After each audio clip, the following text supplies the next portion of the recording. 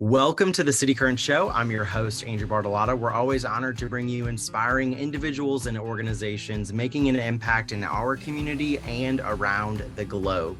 And today we have the privilege of talking with Bridget Cook-Burch, fondly known as the Book Whisperer.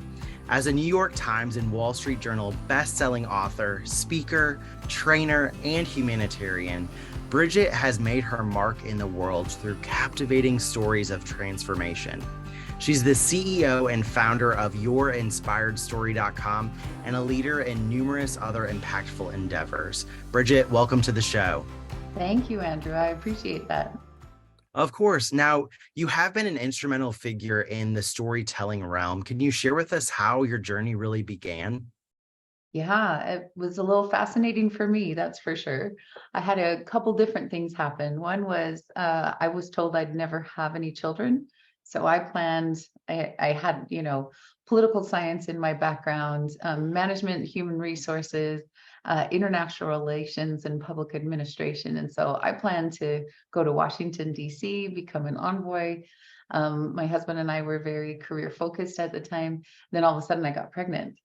And it was like, oh, wow, this is a new priority. And because it felt so miraculous to me, I wanted to see how best to take advantage of it. And so I got into writing for that reason.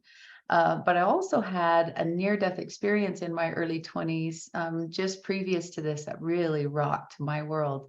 And it gave me not only a new lease on life, because I was told I was being given a second chance, but it also it gave me an opportunity to see people like I never had before. And I think that's where the book whisperer comes from, because I could look into anyone's eyes and hear their stories and see this incredible potential, just understand where they came from and where they could go if they put their mind to it. It was just this glorious, miraculous thing to see. It also, I, in that near-death experience, I got over my fear of people. I still wanted to please people. I still wanted to get along, be a part of the tribe, but I found that I just loved them for who they were, and it dropped all the fear. And so that was really extraordinary, because I had this newfound courage to listen more, to be intrigued with people, to find out more, even when they came from a gang-related background or other types of religions or different experiences than I had ever had. And it just like made me want to gobble up who they were and what they were about, and discover them from the inside out. I was voracious. So that's how I got started. In fact, my first book was called Skinhead Confessions: From Hate to Hope. And it was about a former skinhead who really changed his life. And he went from, you know, bringing in kids to do his dirty work, and they would do the dirty work for the KKK. Like, he was a very malicious leader. And then when he became a dad, similar to my experience, he really had to question who he was in the world and what kind of contribution he would be to his sons. And would his sons even survive the way they were growing up to be able to become leaders in the world and not destroyers? So it changed his world. And when that changed, he actually took all of those gifts he had to destroy and turned them into gifts of creation, and went to work for the Simon Wiesenthal Museum of Tolerance and spoke on White House crime panels, and educated the military and police as to what he had learned about gang life and what they could do to change things up. So that was my very first book, my very first experience of capturing and encapsulating another person's life, and it changed my own at the same time. And then I had a woman that reached out, and she said, I read your book, and I reached out to the publisher. She said, I think if someone could create a story of hope and healing, it would be you. And then she said, I'm the daughter of the happy face serial killer. Would you write my life story? And Andrew, I was just floored. Like, how do you write an inspirational story, something that motivates people about a serial killer's daughter? But I stayed open, and I listened a lot to her and found all of her gifts, and she found her own gifts as we proceeded forward in the storytelling. She healed immensely and came forward with a really powerful story that has continued to change people's lives in therapy settings and in different countries. And she was on Oprah, Dr. Phil, CNN, Good Morning America, all of these things, because it was a story that had never been told before.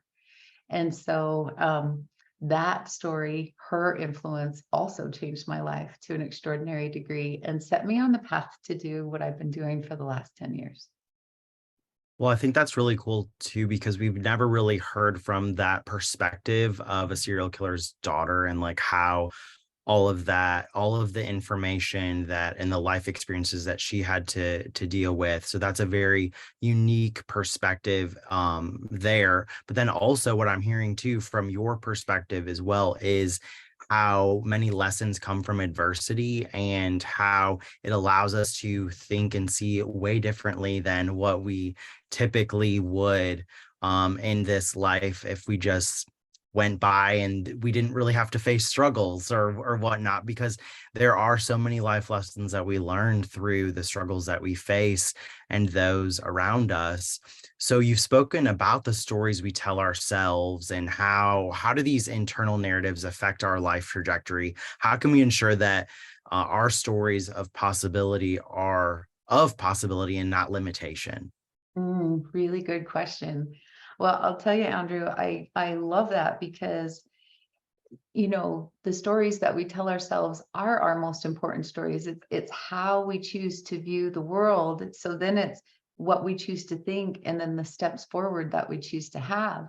And so oftentimes people will have things happen to them like, the rage that the skinhead grew up in because mom and dad were divorced and fighting, and he just wanted to take control of his own life, or Melissa feeling so helpless until she has a baby girl of her own.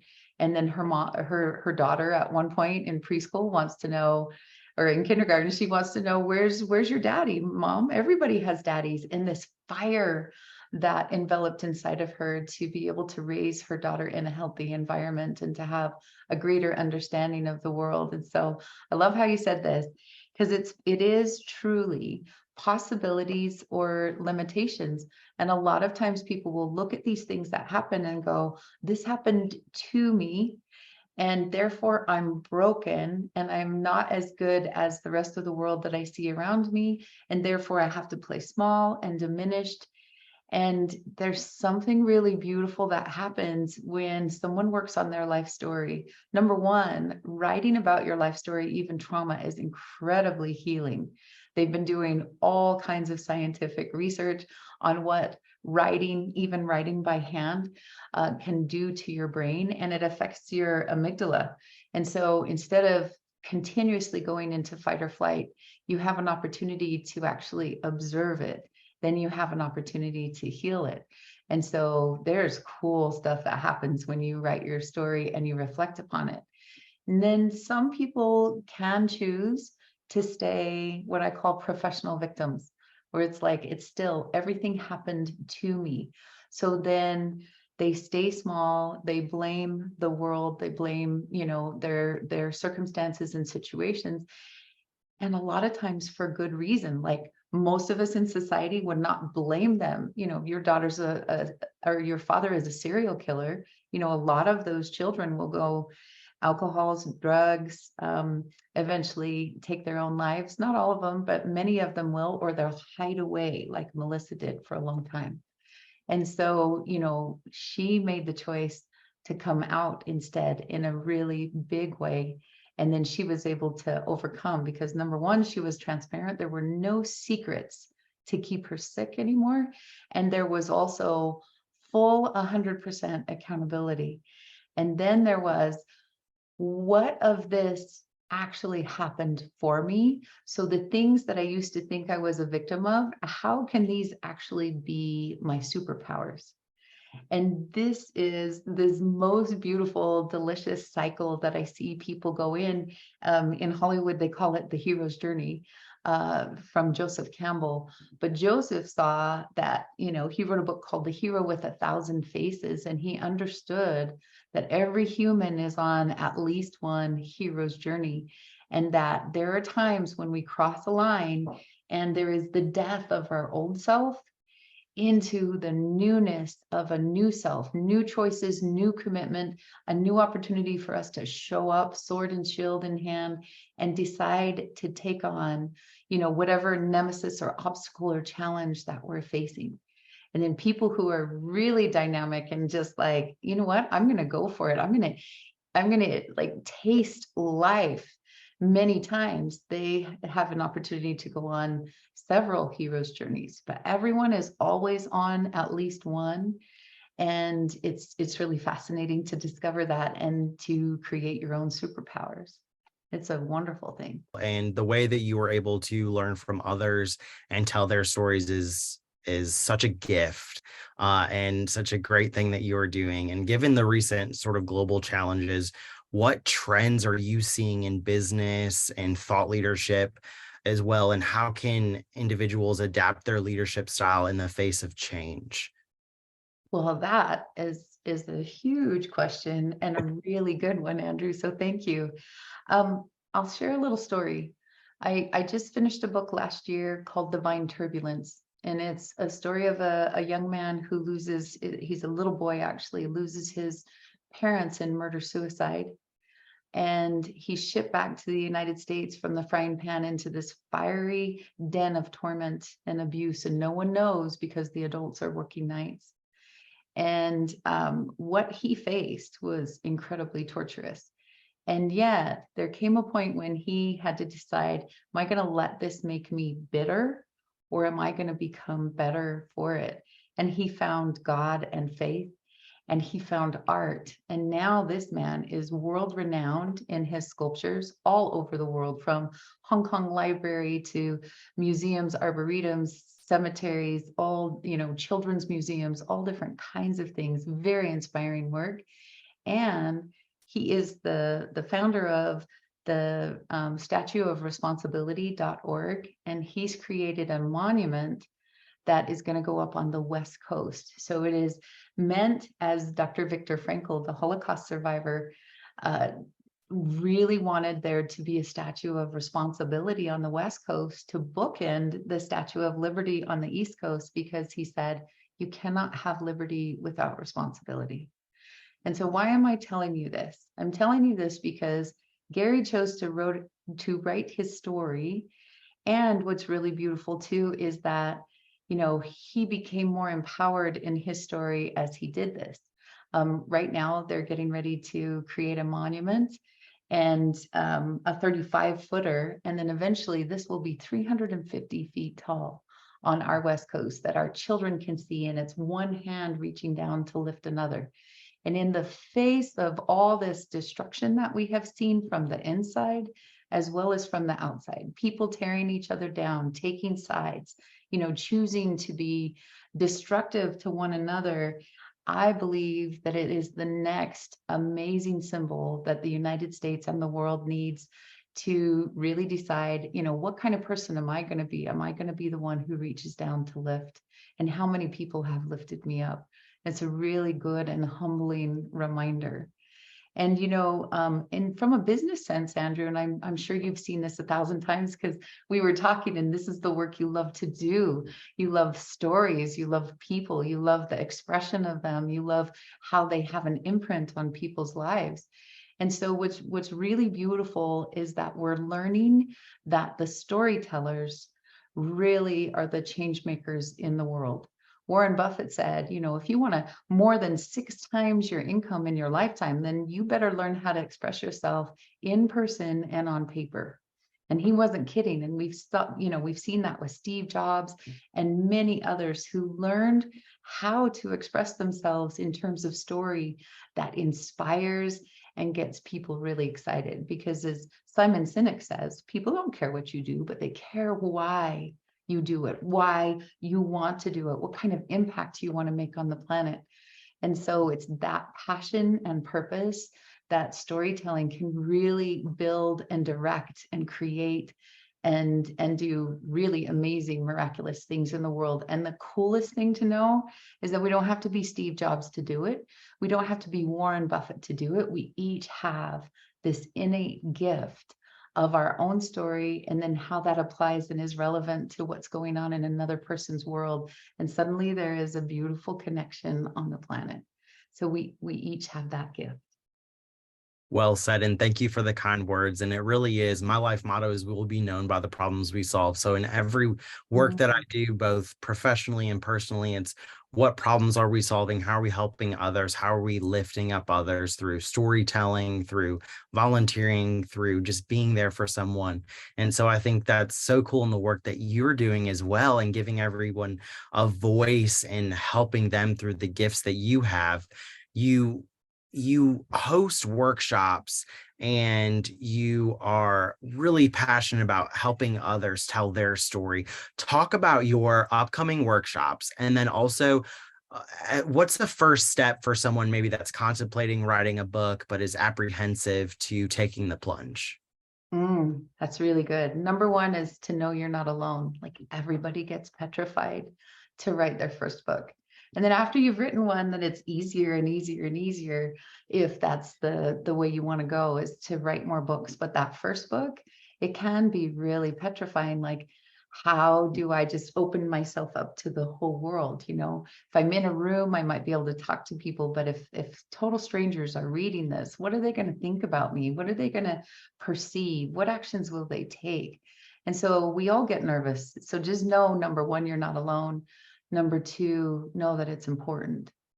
And again, for the healing aspects, but also for the business aspects, for your relationships, like, the storytellers who know how to communicate are also strongest in their relationships, because they're able to express their deepest values.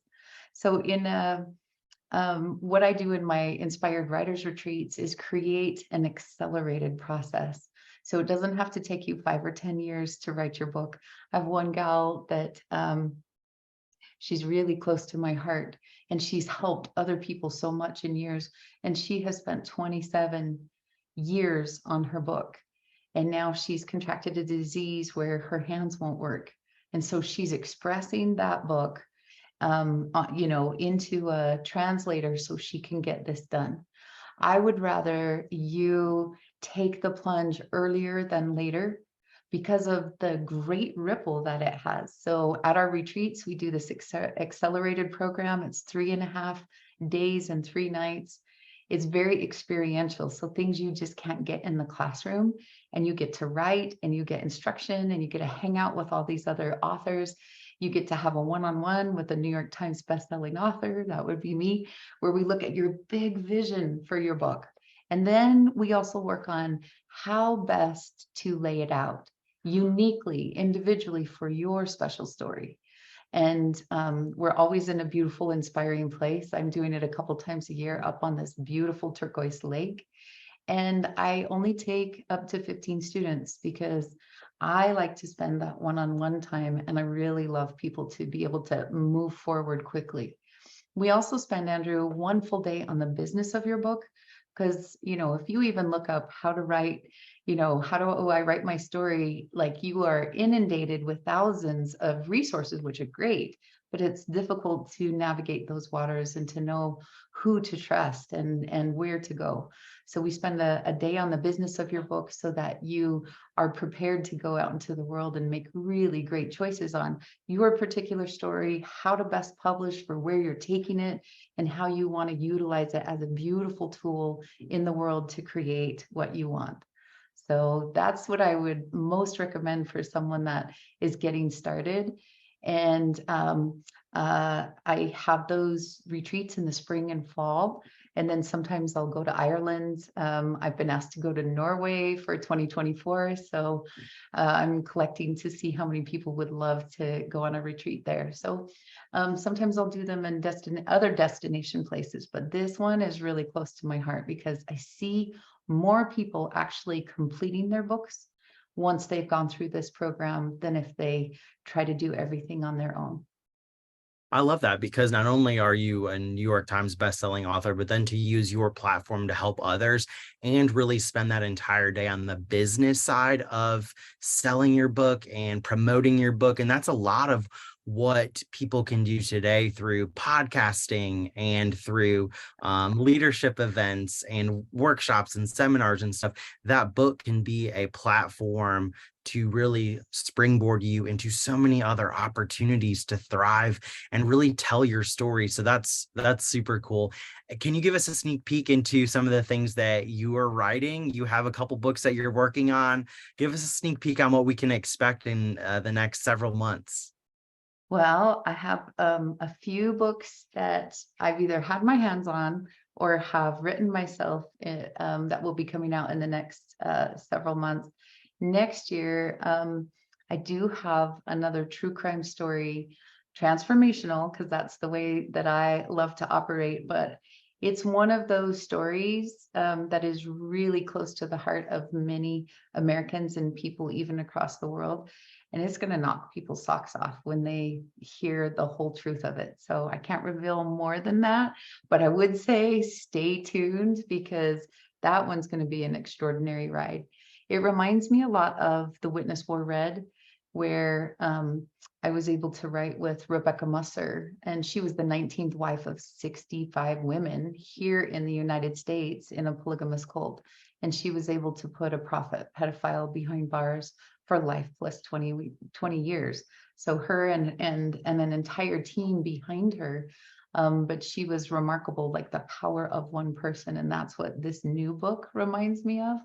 It's different in circumstances and nature, but it is similar into the reverberation and effect that we know that it will have on society in a positive way. So I'm really excited about that. Yeah, I'm excited as well. I can't wait to continue to follow you and learn more about that.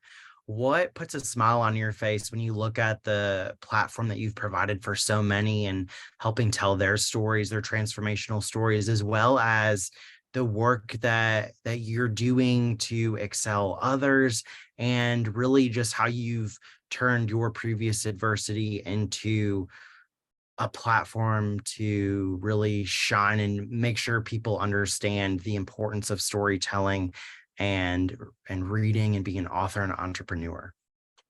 Well, I think to be vulnerable, one of the biggest things, my logo is it looks like a beautiful flame. Hidden in there is this phoenix on fire, getting ready to take off. And it reminds me of my journey. At one time, I thought I was broken, that I'm dying in the hospital. I'm thinking that I have nothing left to give, and I'm given a second chance. And through so many incredible people, mentors, situations, circumstances, and that experience, I changed my own story. And so I get tickled and delighted and emotional and joyful every time I see someone who starts at a place where they know they have a story, but they just don't know if it could ever inspire someone else, if it's good enough. And then I see them take a plunge into saying, well, if not me, then who? I will tell this story, and then watch them grow. And just like the phoenix, I see, the fire encapsulate their past. The shame and the guilt is gone. The incredible power of their story becomes present. And the idea that they can have this huge ripple and be an impact and be a bright, shining, beautiful light to others in the world. Nothing thrills me more than to watch that, to support it, I play a teeny tiny little role in everything they create as they blossom before me like a gorgeous lotus flower. It's like every petal opening is amazing. And so that is my greatest joy. And I think for most of us, we find our greatest joy in what was once our weakness. And so because I've done it, I know that other people can too. Every time, I've never seen someone who, with the right type of guidance and editing, because we all need editors.